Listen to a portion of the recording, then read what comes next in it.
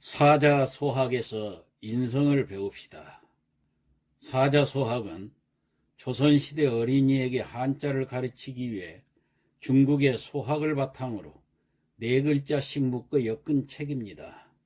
그 속에는 부모와 자식, 형과 아우, 스승과 제자, 어른과 아이, 친구 등 일상에서 만나게 되는 다양한 관계 속에서 지켜야 할 예절과 규범, 마음가짐들이 담겨 있습니다.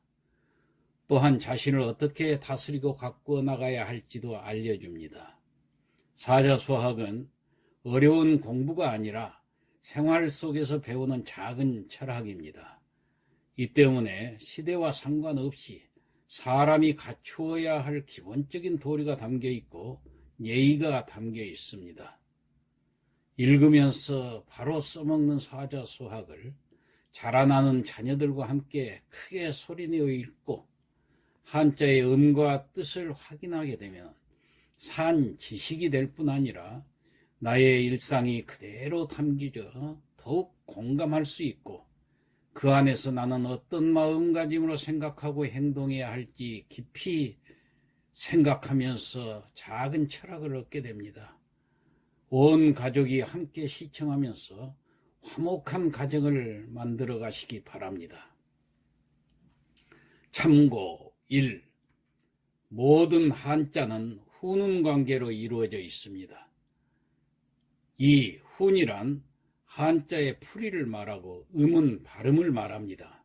예를 들어 천을 하늘천이라고 할 때 하늘은 훈이고 천은 음입니다. 3. 한문을 우리말로 읽을 때는 문장 파악을 가능하게 하기 위해서 한문 구절 끝에 토를 붙여서 읽게 되는데 이를 현토라고 합니다. 4. 여기서는 훈음을 먼저 익히고 토를 붙여서 전체 문장을 이해하도록 강의하고자 합니다. 화목한 가정을 만드는 사자소학 공부 56번째 시간입니다. 먼저 해석을 해보겠습니다. 거처 필공하고 보리 안상하라. 거처는 사는 곳이죠. 사는 집에서는 필공, 반드시 필공손할공 반드시 공손해야 하고 보리 안상하라. 보 걸음보자 밟을 리자입니다. 밟고 걷는다는 얘기예요. 그러니까 걸음을 걸을 때는 안상하라, 편안할 안자, 자세할 상자.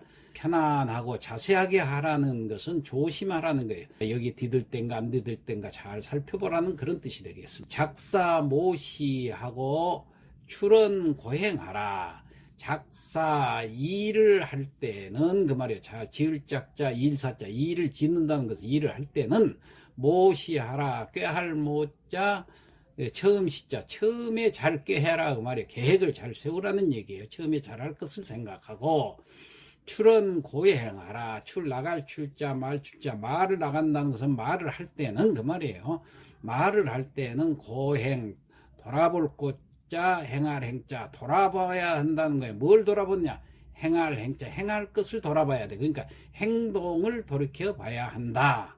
조금 더 보충 설명하자면은 이것도 사자소학 수신편에 나오는 이제 말인데 이 거처필공이란 말은 논어에서 공자의 그 제자 번지가 어지린에 대해서 이제 공자님께 물어보니까 공자님께서 집에서 거처할 때는 공손하게 하는 것이 어지린이다 이렇게 대답을 했어요. 그러니까 어진 것은 집에서부터 집안에서부터 이 어진 습관을 들여야 밖에 나가서도 어진 행동을 하게 된다 그 말이죠. 공은 이 공손할 공자는 용모와 태도를 단정히 하는 것을 말하는데 이 용모와 외모를 신중하게 하는 것은 바로 작사 모시오 출언 고행하고 연결이 됩니다.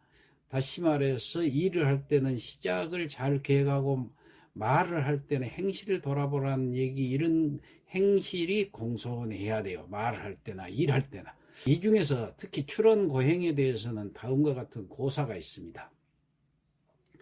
정자의 아내가 시장 갈 때 그 아들이 막 따라오면서 따라가려고 울자. 이제 하도 우니까 달래면서 그래서 집에 들어가 있어라. 집에 가 있으면 내가 들어가서 돼지를 잡아서 삶아주마 이렇게 달랬어요.